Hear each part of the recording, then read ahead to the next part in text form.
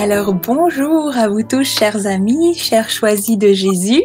Je suis ravie de vous retrouver pour cette nouvelle rencontre en live en ce samedi 16 mai. Bonjour à vous tous, j'espère que vous allez bien, que le développement progressif dans vos pays se passe bien. J'ai bon espoir aujourd'hui de ne pas avoir de soucis avec le son. Mais je voulais en profiter pour vous remercier pour votre accueil et votre fidélité, même quand la technique n'est pas de notre côté. Il y a bien des lives sur Facebook où quand les gens ont des soucis d'image ou de son, ils perdent leur audience, puis ils reçoivent des commentaires parfois plutôt moyens. Mais ce qu'on vit, nous, c'est très différent. Et c'est là qu'on voit l'œuvre de Dieu qui passe à travers ces lives. Vous êtes fidèles, chers amis, et vous êtes toujours pleins d'amour, et c'est touchant. Je vous en remercie sincèrement pour les quelques fois où moi j'ai eu des soucis et où je me suis pas sentie mal accueillie. Au contraire, j'ai senti beaucoup d'amour. Alors voilà, je vous remercie pour ça. Soyez bienvenus d'où que vous soyez. Je suis contente de vous retrouver.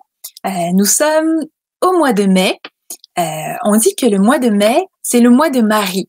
Alors aujourd'hui, je serais heureuse de prendre ce temps avec vous pour vous parler de Marie parce que c'est un sujet que j'aime beaucoup. Prenons le temps ensemble de découvrir ou de redécouvrir notre Mère du ciel. Prenons le temps ensemble de nous émerveiller d'elle.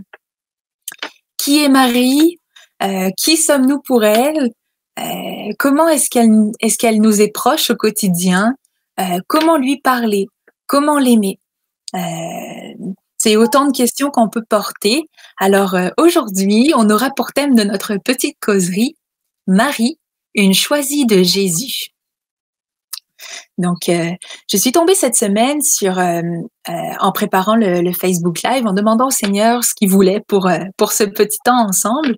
Je suis tombée sur le message numéro 157 du volume 1, où Léandre, un peu comme chacun de nous parfois, est un peu gêné de retourner à Jésus avec toujours les mêmes préoccupations. C'est vrai que dans notre prière, souvent, on revient avec les mêmes affaires. Puis des fois, on n'ose plus les demander parce que on pense qu'ils se tannent de nous écouter. Alors voilà. Puis Léandre, à ce moment-là, il a choisi de se tourner vers Marie, pensant que ce serait plus facile. Et c'est vrai. Écoutons la réponse de Marie à la prière de Léandre. Alors, c'est un extrait du message 157 du volume 1. Marie répond. Elle parle à Léandre, mais elle parle à chacun de nous.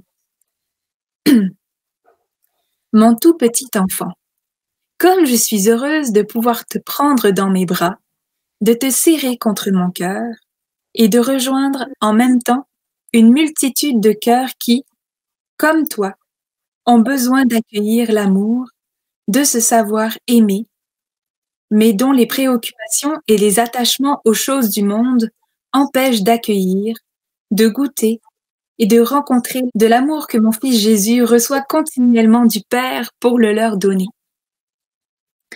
Lorsque ta grandeur et tes facultés ne sont pas mises au service de ton cœur, tu ne peux recevoir ce dont ton cœur a besoin.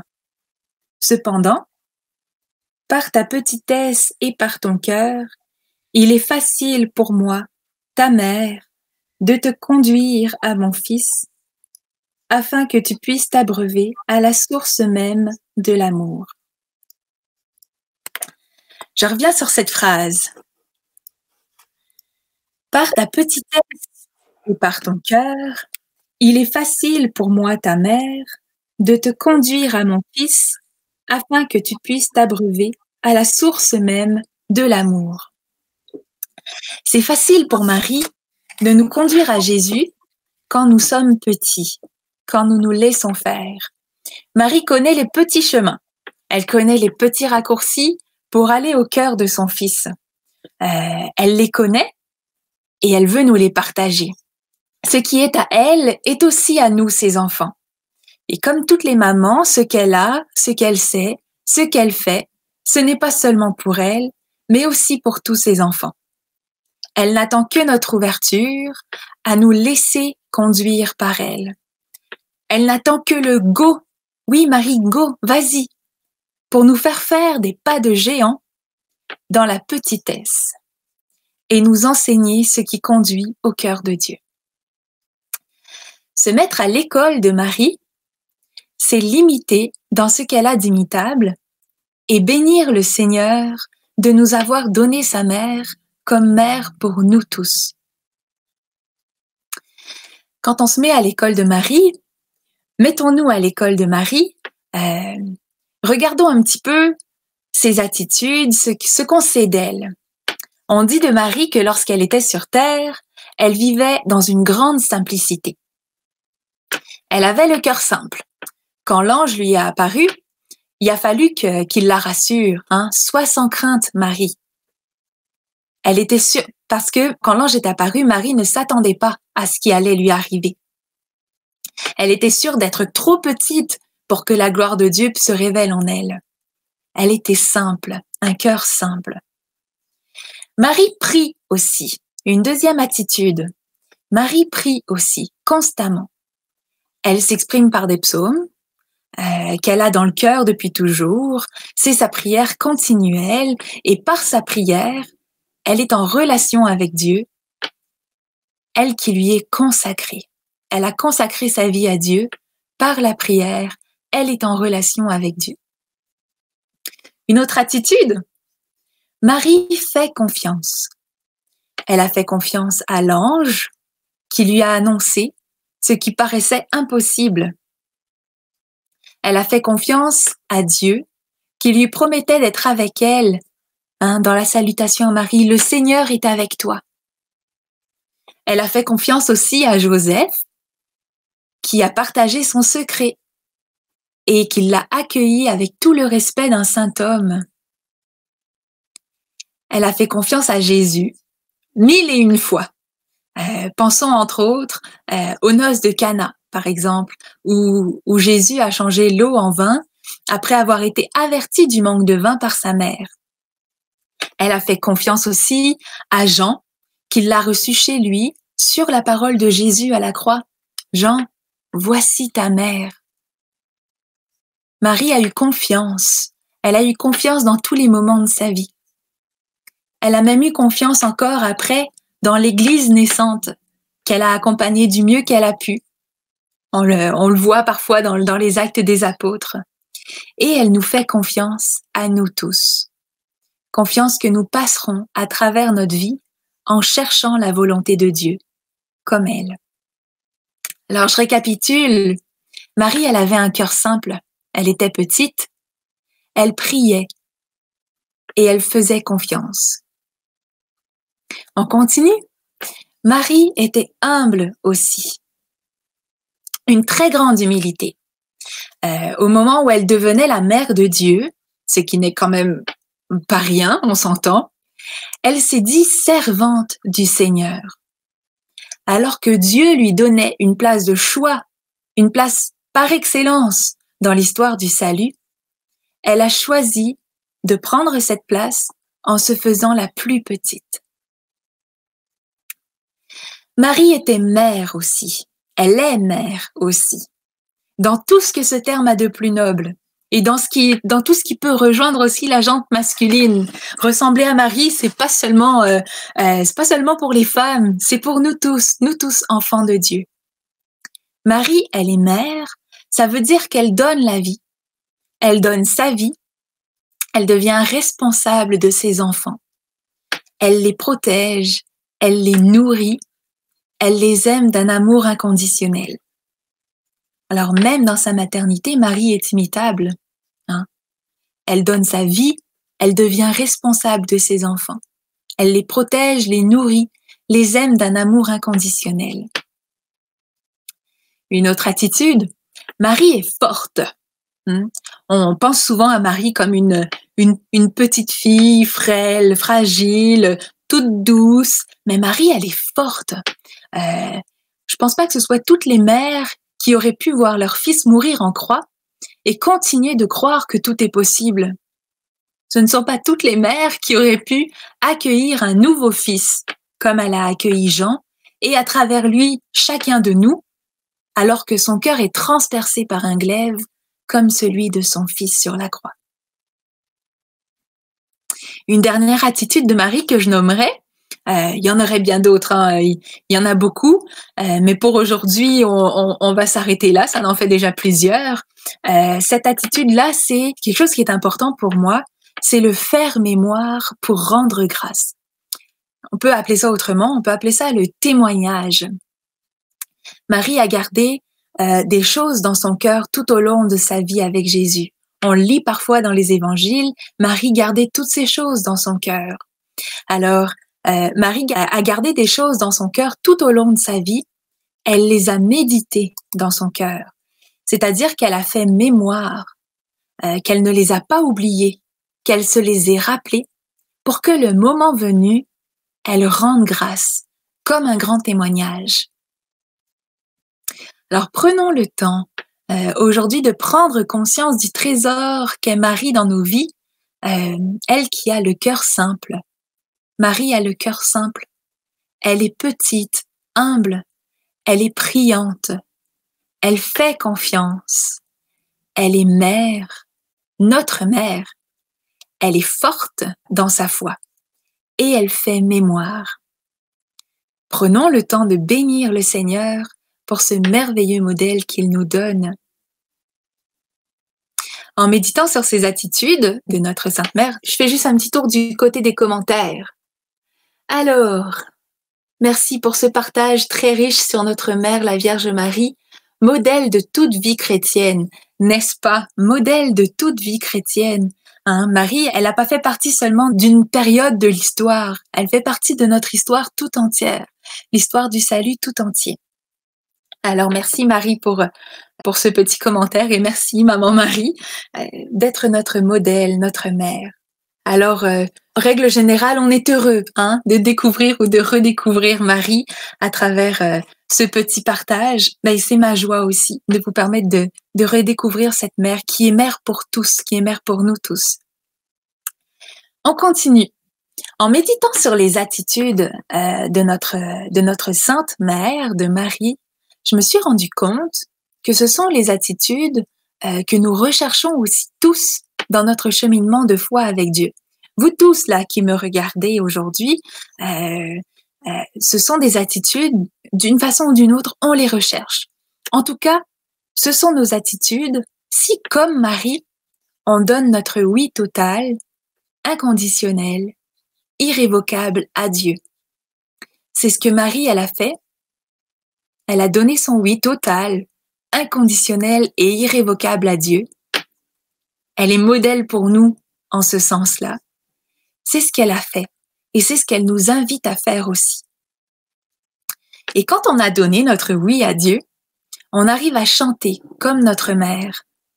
Les mots du Magnificat. Il s'est penché sur son humble servante, sur son humble serviteur. Désormais, tous les âges me diront bienheureuse, bienheureux. Quand on donne notre oui à Dieu, on arrive à chanter comme notre mère. Il s'est penché sur nous.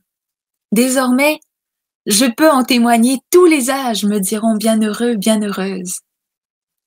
Sainte Thérèse de l'Enfant Jésus disait « Les trésors de la mère appartiennent à l'enfant ». Nous sommes les enfants de Marie. Ce qu'elle a de trésor, c'est aussi nos trésors à nous. Si nous donnons nos oui, bien sûr. Marie n'attend que notre oui pour déverser tous ces trésors en nous. Il faut qu'on soit d'accord pour ça. Donc, voilà, les trésors de la mère appartiennent à l'enfant. Rappelons-nous ça. Ce que Marie a, ce qu'elle a eu, c'est à nous aussi. Alors, chers amis, je vous pose la question. Comment Marie vous accompagne-t-elle? Comment est-ce qu'elle vous enseigne ces attitudes dans votre quotidien? Alors, vous pouvez répondre en commentaire, j'irai faire un petit tour ensuite, ou alors simplement laisser aussi la question faire son chemin dans vos cœurs, prendre le temps de faire mémoire comme Marie pour ensuite rendre grâce. C'est pas parce que le vidéo est en live qu'on peut pas le réécouter un peu plus tard ou laisser travailler ces questions à l'intérieur de nous, puis à un moment donné en rendre témoignage.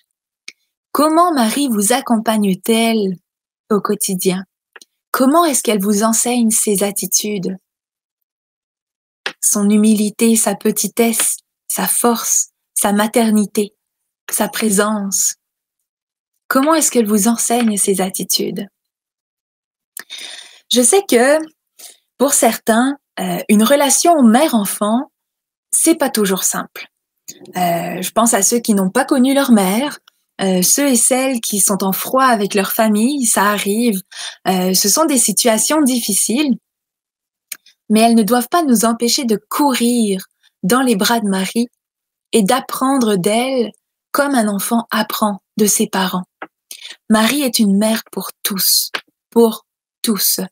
Et elle veut nous donner son amour de mère à tous, et particulièrement au cœur qui souffre. Marie se fait proche de nous parce que Marie, elle est comme nous. Elle est humaine, elle est regardée par Dieu, elle est aimée et choisie de Jésus. Par ses oui, Marie est devenue l'amour. Elle a pris le chemin de la petitesse et de la souffrance, comme nous aussi, on est invités à prendre les chemins de la petitesse et de la souffrance parfois. Et aujourd'hui, Marie est tout près de Dieu. Tout près de Dieu. Alors Marie est une choisie de Jésus comme chacun de nous. Hein? Jésus l'a choisie, Marie, comme mère. Et il nous choisit aujourd'hui tous comme frères et sœurs, comme ses amis, comme ses bien-aimés. N'ayons pas peur de prendre exemple sur Marie. N'oublions pas qu'elle connaît les raccourcis. Elle connaît les petits chemins qui nous mènent à Dieu. Alors, je vais faire un petit tour du côté des commentaires. Qu'est-ce que vous avez répondu? Hein? Comment Marie vous enseigne au quotidien? Comment est-ce qu'elle vous accompagne?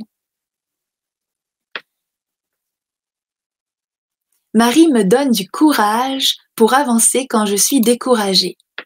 Rama Joyce qui nous dit ça.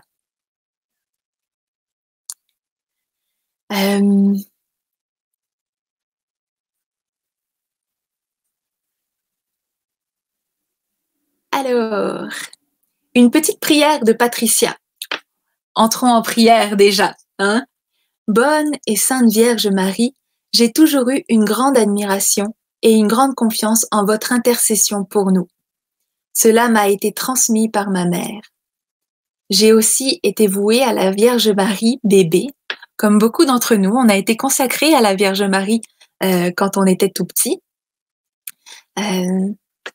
Et j'ai voué mes cinq enfants à la Vierge Marie. Grande dévotion. Merci pour votre enseignement sur la Sainte Mère de Dieu aujourd'hui. Eh bien, ça fait plaisir, Patricia, de parler de Marie. On n'en parle pas suffisamment. Elle est tellement extraordinaire et tellement présente. Alors, je vous partage, on va continuer dans les témoignages, je vous partage un petit témoignage d'une personne qui entretient une douce relation avec Marie. Alors, j'ai été chercher ce témoignage dans notre banque là de témoignages. Je trouvais ça beau, tout simplement, de voir comment Marie peut rejoindre les cœurs. Alors, je lis. Je lis avec délectation, mais aussi grande attention, la pensée du jour qui, à bien des reprises, est en forte résonance avec mon actualité du jour. Elle est encore plus significative pour moi, car je sais qu'elle est bien inspirée du ciel. En effet, je lis aussi 1 minute avec Marie chaque jour. Or, à plusieurs reprises et pour des événements qui se détachent de l'ordinaire, les messages de Marie et des choisis de Jésus, avec des mots selon leur propre couleur, parlent des mêmes sujets. Dans ces cas-là, je fais un effort supplémentaire pour accueillir cette parole qui m'est en quelque sorte envoyée en stéréo par Marie et par Jésus. Pour moi, il n'y a aucun doute, ce sont des petits cailloux blancs sur mon chemin qui l'éclairent, le balisent et le sécurisent. Vive Jésus, vive Marie! Quelle joie de pouvoir tantôt témoigner, tantôt être les témoins des bontés du Seigneur et de notre maman Marie. Alors, chers amis, Chers bien-aimés de Jésus, chers enfants de Marie, nous sommes tous enfants de Marie. Prenons le temps pour saluer notre mère en ce jour. On est samedi, un samedi du mois de mai. Alors, l'occasion, elle est parfaite. Mais tous les jours sont bons pour dire à Marie qu'on l'aime, courir dans ses bras, se mettre à son école, devenir l'amour avec elle, comme elle. La prière, la salutation de Marie, l'Ave Maria, c'est une prière magnifique pour nous mettre en relation, en connexion avec notre Mère du ciel qui est présente sur terre. Alors ensemble, si vous voulez, on va prendre une salutation à Marie. Je vous salue Marie, je te salue Marie, qui est sur le CD 3 des Choisis de Jésus, le 3e CD. J'ai juste vu un petit commentaire passer. Quel bonheur d'avoir une mère comme Marie. Elle est toujours à notre écoute. On peut tout lui dire et c'est elle qui m'a emmenée vers Jésus et actuellement vers notre Père. Amen. Alors on prend tout ça et on s'en va dans une petite prière, une salutation à notre mère.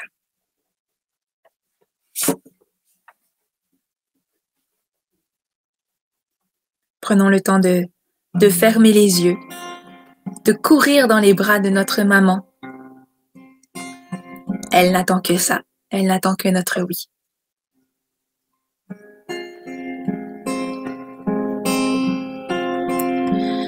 Ô Marie, Mère du Sauveur, je te chante de tout mon cœur. Ô Marie, cause de ma joie, je te chante Ave Maria. Je te salue pleine de grâce, le Seigneur est avec toi. Tu es bénie entre les femmes, et Jésus ton fruit est béni. Ô Marie, Mère du Sauveur, je te chante de tout mon cœur. Ô Marie, cause de ma joie, je te chante Ave Maria. Sainte Marie, ma douce mère, tu es la mère de Dieu. Daigne prier pour nous pécheurs, maintenant et à notre mort. Ô Marie, Mère du Sauveur, je te chante de tout mon cœur. Ô Marie, cause de ma joie, je te chante Ave Maria. Ô Marie, Mère du Sauveur, je te chante de tout mon cœur. Ô Marie, cause de ma joie, je te chante Ave Maria. Je te chante Ave Maria.